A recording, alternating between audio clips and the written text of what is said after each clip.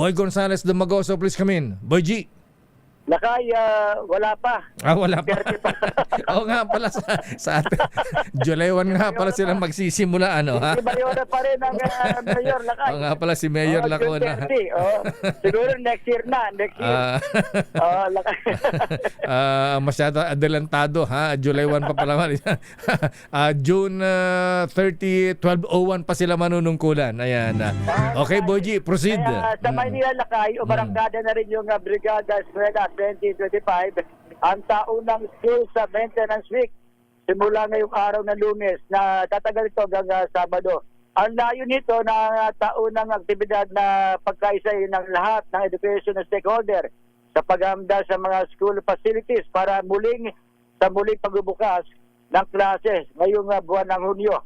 Sa pagsimula ng Brigada Eskwela ngayong araw dito sa Brigada Eskwela Rosauro Almario Elementary School sa kanto ng Road 10 at dito sa area ng malapit sa may Pierre Lakay. May mga sino ang mga to, boy? Naka-uniform pa sila, may banda pa, may yung ibang eskwela niya Lakay na mga eskwelahan yan. Ba, okay. Tapos, meron din tayo na Akala ko piyesta Ayan, Brigada Eskwela pala ito. Talagang nagparada muna Lakay, muna sila hanggang papasok sa loob ng paaralan.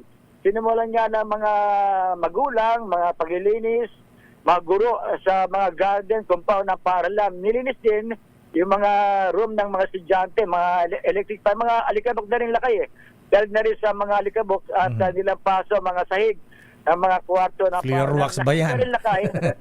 Floorwax Lakay. Tayo nung araw, nung panahon natin, ang naglilinis, nag-floorwax, mga estudyante, mga pupils pala. Wala nang floorwax dito Lakay kasi naka-semento na. Sementado na. Sementado rito. At nakita ko rin yung mga pulis at nakisa sa ang mga pulis ng Maynila na dito sa Brigada Eskwela. Pagkasabay naman Lakay ng Brigada Eskwela, nagsagawa naman ng clean-up drive ang Barangay 20 sa pinaka-Center Island ng Mel Lopez Boulevard at kanto ng Zaragoza. Malapit naman to sa mismong paaralan para mas malinis. Siyempre, Lakay, dito dumadaan yung mga estudyante at makikita mo yung mga tambak na basura. Ang dahilan ayon sa mga barangay official, mga tauhan to ni Barangay Chairman Anthony Igos ng Barangay 20.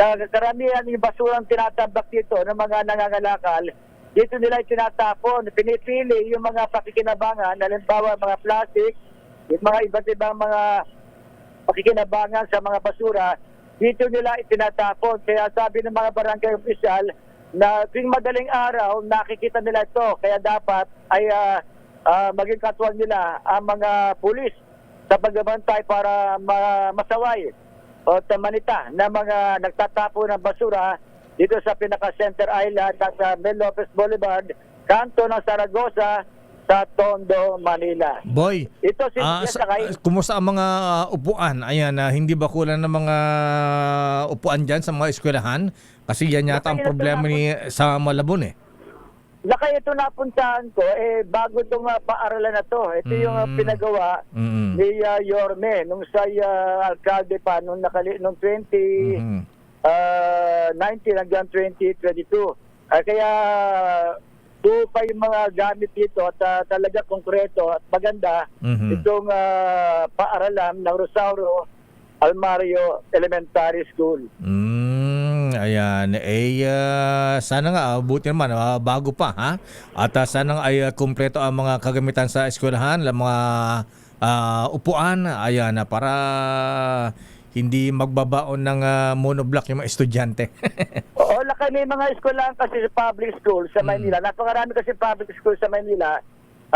Halimbawa, yung Torres High School, yung Tondo High School, iba't ibang paaralan. Ay ito yung Almario kasi pinakabago, tsaka yung Albert Elementary School dyan sa may Dapitan, mga bagong paaralan yan. At yung mga luma, halimbawa Burgos Elementary School dyan naman sa area ng Sampaloc. Kaya yung mga yan ay tuloy-tuloy yung kanilang, pagka may mga sira, madalas kumapuntahan dati na itong A. Mabini Elementary School sa may Soler sa Quiapo. Mhm. Ay may mga silya na kailangan kupunuhin. May kasama sila mga karpentero na mga Ba? magulang na marunong magkarpentero, yun isinasaayos nila. Ba, Pero hindi galing. mga electrician na mga magulang, Mm. ay naayos naman yung mga electric fan Aba, para magamit masaksakan. ng mga estudyante. Okay nga, Rod. Maraming salamat, Boy, mula sa Maynila. Ito si Boy Gonzales para sa DCRX, una sa Pilipinas, una sa Pilipino. Maraming salamat, Boy Gonzales, mula sa lungsod ng Maynila.